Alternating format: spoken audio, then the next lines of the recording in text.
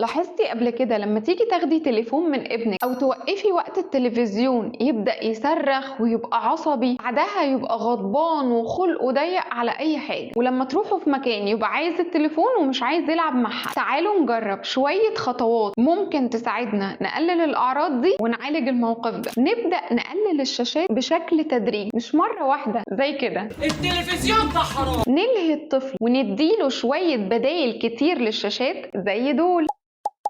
وزي ما قلنا الفيديو اللي فات، هنحط مدة محددة للشاشات، هنظبط منبه، هنفكرهم قبل ما نطفي ب5 دقايق، ولما المنبه يرن هنطفي ومش بنتراجع عن كلامنا ابدا. ممنوع تلفزيون مع اي نشاط اخر، يعني مش بنكتب الواجب قدام التلفزيون، ومش بنلون وبنعمل صلصال والتلفزيون شغال، واكيد مش بناكل واحنا بنتفرج. خلوا الشاشات فقرة لوحدها، بنقعد ونطلع حاجة نتفرج عليها ونتناقش في محتواها، مش فقرة علشان نلهي الطفل وخلاص. انا عارفة ان الموضوع صعب وانه مرهق شوية، بس صدقوني هنتعب شوية وبعد كده الدنيا هتمشي بسلاسة جدا. لما نكون وسط ناس في زيارة او تجمع عائلي، وخصوصا لو في اطفال، ما نديش ولادنا شاشات، خليهم يندمجوا وسط الناس ويكونوا علاقات وحياة اجتماعية. تعرفوا بقى تقولولي من خلال اللي قلناه ده ايه هي الوصفة السرية المتكونة من 3 كلمات لحل مشكلة ادمان الشاشات؟ اكتبولي الاجابة لو عرفتوها في الكومنتات.